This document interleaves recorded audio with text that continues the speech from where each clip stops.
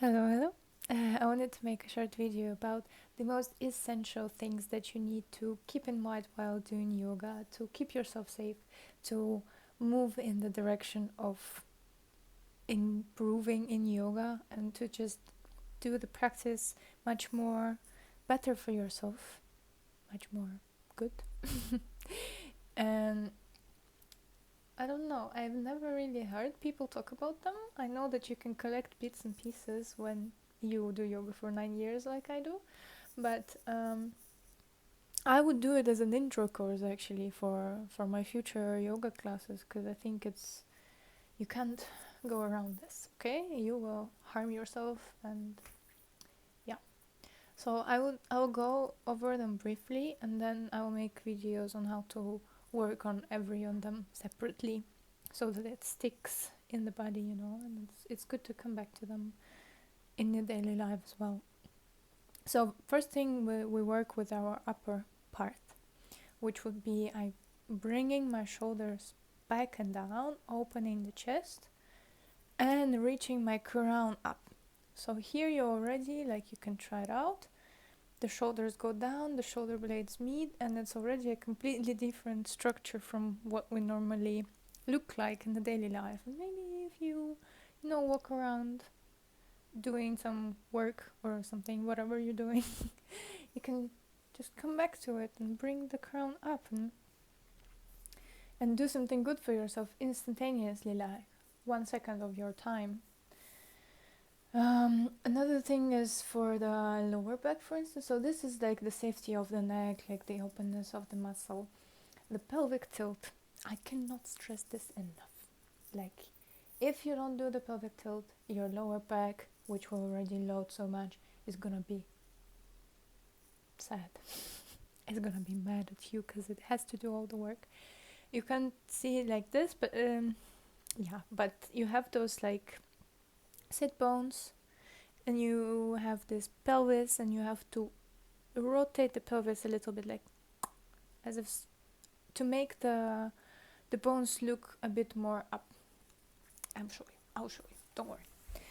So, like, instead of standing like this, you stand like this, so you don't bend, but these bones, they look up.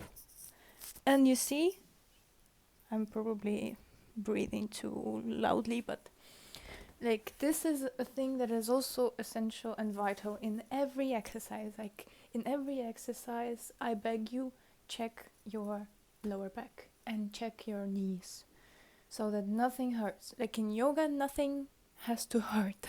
That is a thing that you have to remember. And then again, when we've done this, for instance, let's say we are sitting vertically. When I'm doing this, I'm opening my chest center, I'm having this. So these three things and hips, they have to be aligned. And this creates this like impulse of growing and impulse of straight back, which is great in what we're looking for. And try to look for alignment in every posture. Like, if you're doing a triangle pose, try to align the upper body and the legs and try to bring them in the same plane, Try to look which things are aligned in this particular posture, because I think in the end yoga is also a lot about like this observations and this going deeper, go deeper. Yeah. And when we like have aligned everything, we're sitting straight. If we need to stretch, obviously we do it. We always bend from the hips. Yeah, we're not bending like this, just from the hips. If it's not a lot, who cares? It's not a lot. We go like this. Tomorrow we go like this. So we don't care how low we can go, as long as we show up for ourselves. So this, then we have to have a base for our stretch. So if I'm bending, I have to have my hips as a base. Almost imagine them as a stone, but of course, like, there shouldn't be a stone in our body, but imagine them as something solid from which you stretch. And you will notice it. It's like when you're sitting with your legs crossed and you have to go down, you have to first ground your hips as much as you can, and then you will notice that it's not gonna be so easy to go low anymore, you know? Because yoga is so easy to make if you're making it, I don't want to say wrong, but you know what I'm trying to say. Like if you're cheating a little bit with your body, if you're lifting the hips in the in this bend, then you're cheating and you're not letting your body actually stretch. And it's so great for the lower back to actually stretch, and then it's gonna become better, you know? And then if you're doing something with, for instance, you stand on all fours and then you lift your right arm and your left leg, or like many other exercises, of course, you have to guide these stretches in different directions. Like here, in that position, you don't have a base, but you can reach with your arm forward and you can push with your leg backwards, and through this you will find this beautiful stretch in the back and maybe in the front. So that is also something that you can pay attention to, you know? Next time you do yoga, you can try to see how these muscles are working together, how are they connected, and how the stretch works. Where it starts is my best ever question when we're doing a stretch, where it starts. You try to notice, okay, it starts in the hips. It actually starts lower than that. No, actually even lower. Oh, it goes from the heel to the fingers, you know, to the whole body. So that is something very important to keep in mind. And I think in the standing poses is a very similar thing to base for the stretch.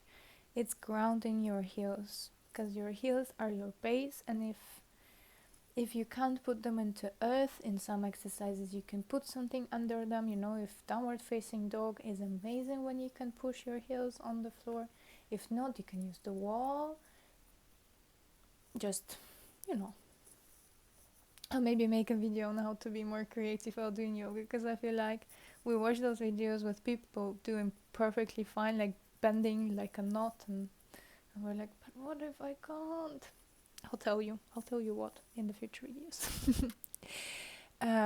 Another vital part is breath leading movements. So ideally every movement or every stillness should be accompanied with a breath. So if I'm like reaching up, I inhale. I'm going down, I exhale. And if you go into this rhythm, I really like sometimes making classes very monotonous, because then you can really focus on like here, exhale, inhale, exhale, and this brings you into this meditative state, and it's insanely great for anxiety. And like I cannot stress this enough, how breath can, like, you can just breathe. You don't even have to do yoga. You can just sit there and breathe here and there. But it's easier to guide our focus when we also need to, like, okay, I inhale and I move the hand there. I exhale and I move the hand there. Then our brain is easier. It's easier for it, you know.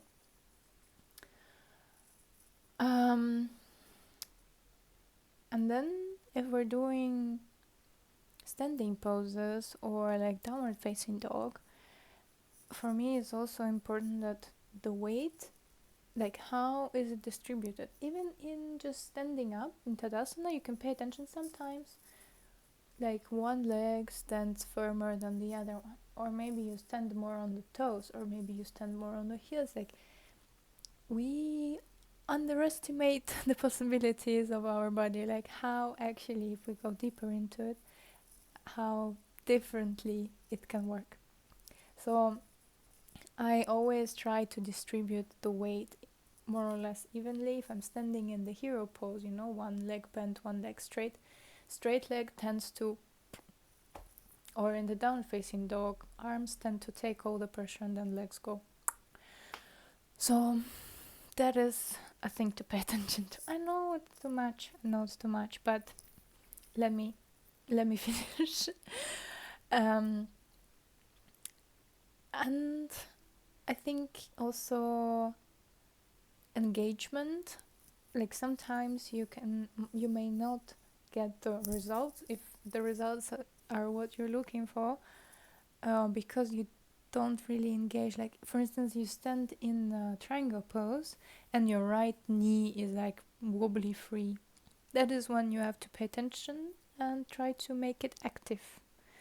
I will also explain it in more detail. I think it's impossible. It's already 10 minutes. And the final thing, last but not least, is a soft face.